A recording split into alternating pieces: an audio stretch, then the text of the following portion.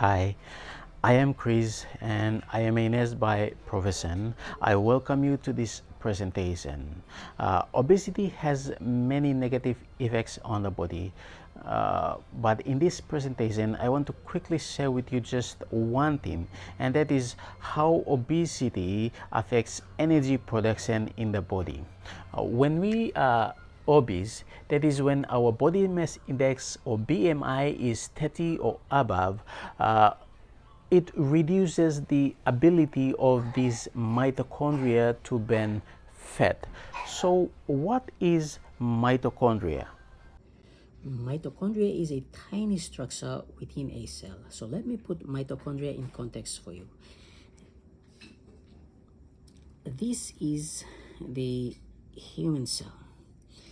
Cells are the basic living structural and functional units of the body. The cell can be divided into three principal components for ease of study.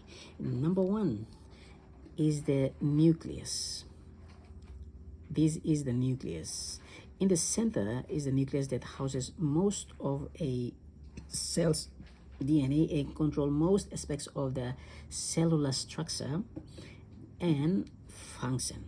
So this is like the brain. The nucleus is like the brain that controls all these structures and their functions. Number two is the plasma membrane. So this is the plasma membrane, the outer wall of a cell. The plasma membrane forms the cell's flexible outer surface or wall, separating the cell's internal environments, everything inside the cell, from the external environment, everything outside the cell.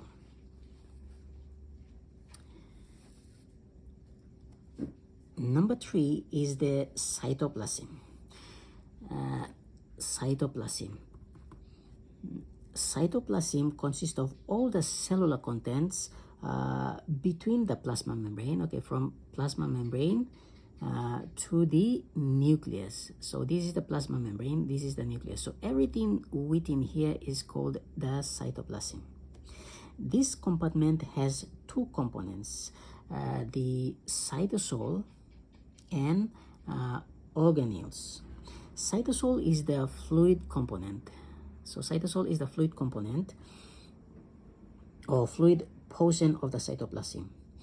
It is also called intracellular fluid and contains water, dissolved substance, and suspended particles.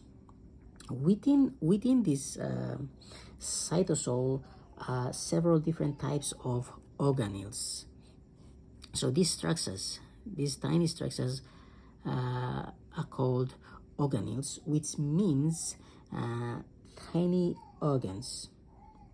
So these are tiny machines that carry out specific functions to keep us healthy and alive. Each type of organelle has a characteristic shape and specific functions. For instance, this one, the green one, is the rough endoplasmic reticulum. It's responsible for protein synthesis. It produces proteins needed by other organelles within the cell and outside the cell. Another organelle is Golgi complex. This orange one is the Golgi complex, or it is also known as Golgi apparatus. Its principal function is to modify and package proteins and lipids produced by the endoplasmic reticulum into vesicles. Vesicles are the transport system within the cell for delivery to other organelles within and outside the cell where they are needed. So one such organelle is the mitochondria. So these red sausage-like structure are called organelles, are called mitochondria. This is the site of ATP production, or ATP stands for adenosine triphosphate. This mitochondria is the powerhouse of the cell. It produces ATP, which is the energy currency of the cell that powers everything that happens in our body to keep us healthy and alive. Mitochondria at least have 4 fuel sources to burn: glucose, fatty acids, ketones, and amino acids. Glucose and fatty acids are burned during resting and exercise period. When we're going to prolong fasting, ketones and amino acids are burned. When we go into fasting, the glucose level drops in the body or in the blood. When that happens, the fatty acid derived acetyl-CoA is converted into ketones. These ketones are then fed into the mitochondria to be burned, and that produces ATP. Carbohydrates and the fats that we get from a meal are digested, absorbed, and transported throughout the tissues via our circulatory system or the blood. Once in the tissues, the fatty acids and glucose will be just outside of the cell in the space called the extracellular space. But in order to produce ATP, the glucose and the fatty acid must get into the cell and then into the mitochondria. So there are a couple of proteins, but the most common one that transport glucose into the cell is GLUT1. What happens is that the glucose molecule will bind onto the GLUT1 and then will be transported into the cell. Once inside the cell or in the cytosol, it will undergo glycolysis, and then it will produce or form pyruvic acid or pyruvate and 2 ATPs. The pyruvic acid, when there is less oxygen, will be converted to lactic acid and it will be transported to the liver. When there is enough oxygen in the cell, the pyruvic acid now will be fed into the mitochondria to be burned, and that will produce ATP. The fatty acid also needs to get into the cell. There are a couple of proteins like fatty acid binding proteins, fatty acid transport proteins, and CD36, which stands for cluster of differentiation 36. But the most common one that transport fatty acids into the cell is CD36. So what happens there is that the fatty acids now will bind onto this CD36 protein on the surface of the cell membrane, and then this CD36 will translocate this fatty acid into the cytosol or inside the cell.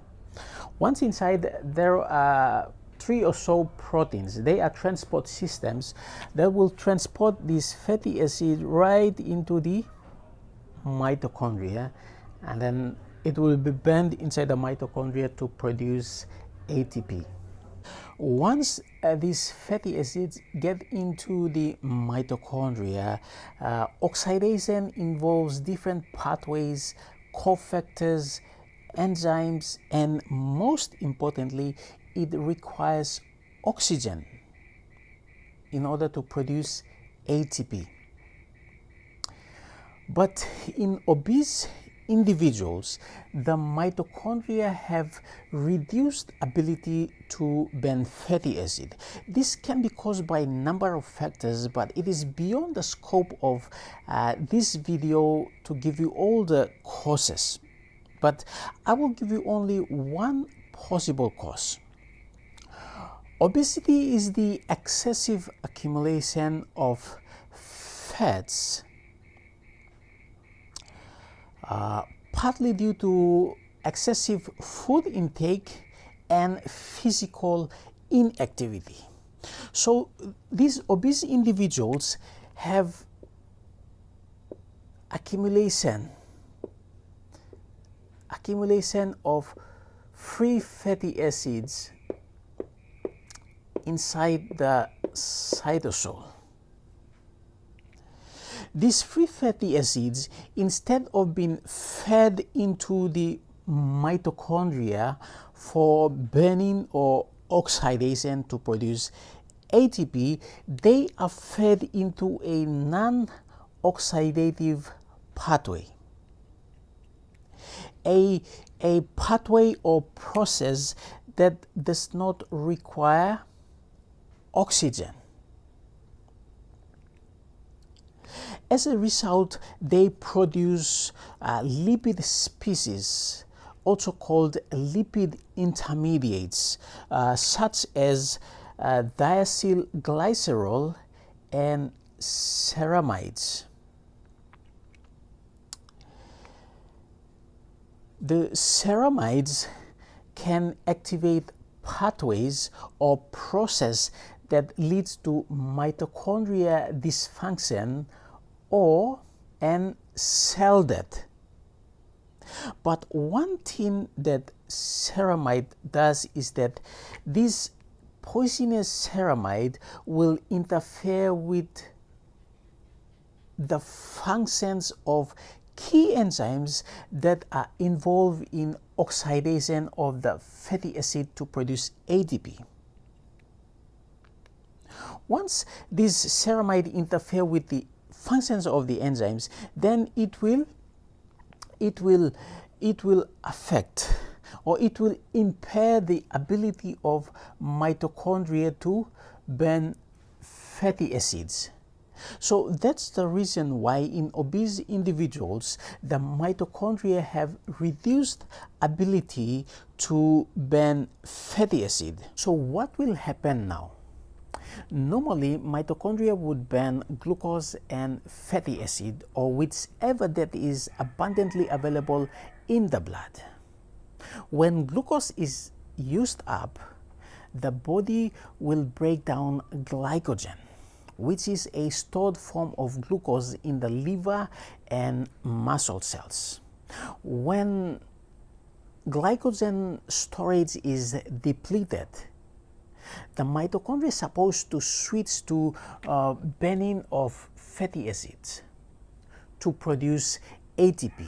But now that the mitochondria have reduced ability to burn fatty acid, it will burn glucose alone to produce ATP or energy. This can lead to glucose fluctuations in the body. That is, the glucose level will drop more often in the blood. This can lead to frequent cravings and hunger for food. So this can cause the obese individual to overeat. There is one more factor or thing that can cause the obese individual to overeat, but I'll leave that for next video. So when a person overeat, it will cause more stress for the mitochondria. Why? Because mitochondria will have more glucose to burn. When the person eats frequently or overeat, then the mitochondria will have more glucose to burn. So if there is more work, means more stress for the mitochondria. And the fats that the person take in with the food will continue to accumulate in the cells and in the mitochondria.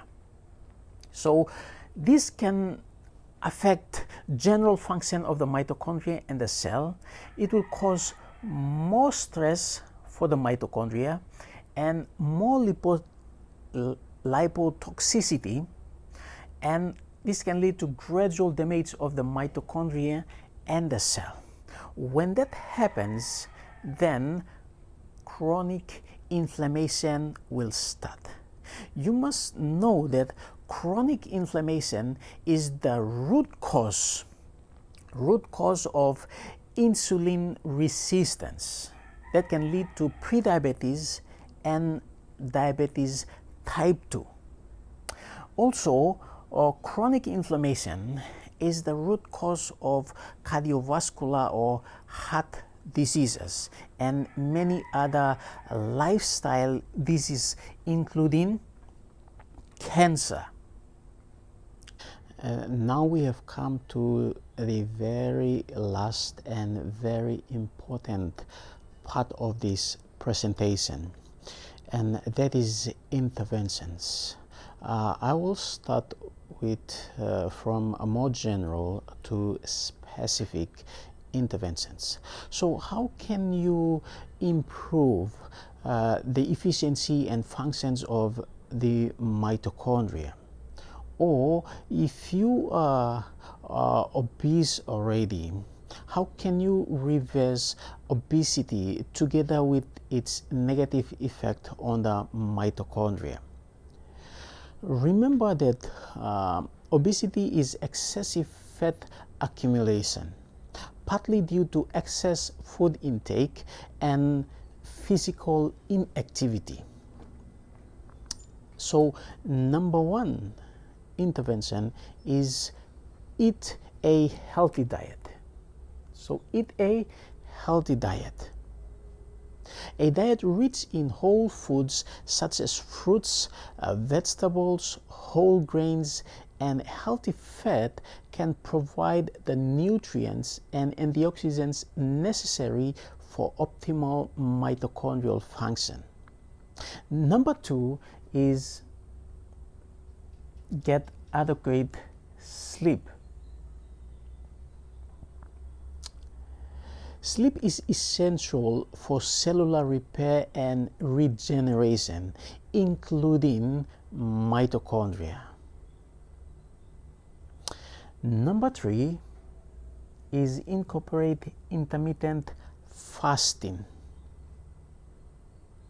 Intermittent fasting can enhance the body's ability to utilize fats for energy by increasing the production of mitochondria and stimulating the breakdown of fats. So if increasing the production of mitochondria means inside a cell you will have one mitochondria, two mitochondria, 3, 4, 5, 6, 7. So if you have more mitochondria inside, that means that more mitochondria will produce more energy. So incorporate intermittent fasting. Number four, we are coming to the very specific ones now. Number four is caloric restriction, 25 to 30%. Caloric restriction is a nutritional intervention of reduced energy or carbohydrate intake of about 25 to 30% without lack of essential nutrients. Caloric restriction has been found to improve the efficiency and functionality of the mitochondria. So each of you know the amount of carbohydrates that you eat each day, like this plate of rice or banana or sweet potato or cooking bananas that you take each day. So you cut it down by 25 to 30%. Remember, obesity is excessive intake. When you have excess, the excess the body cannot use at the moment is stored away as fat. That's why it increases the weight. So when you restrict calories, then you just give your body enough to burn. So your body will use up those calories or those glucose without storing it for later use or storing it as fat in the body. Number three is, the last one is engage in regular aerobic exercise. Aerobic exercise such as running or cycling can increase the number and function of mitochondria, especially those involved in fat oxidation or burning. So this number 4 and number 5 is you are controlling the intake, and then when you engage in aerobic exercise, you are burning more calories. So you are giving your body no chance to store extra calories. So if you can follow, there are more you can do, but if you can follow these 5 interventions that I'm giving you, you can reverse obesity and in turn improve the function of these mitochondria. We've come to the end of the presentation. Please like and share this video and follow my page for more similar content. Thank you for watching this video.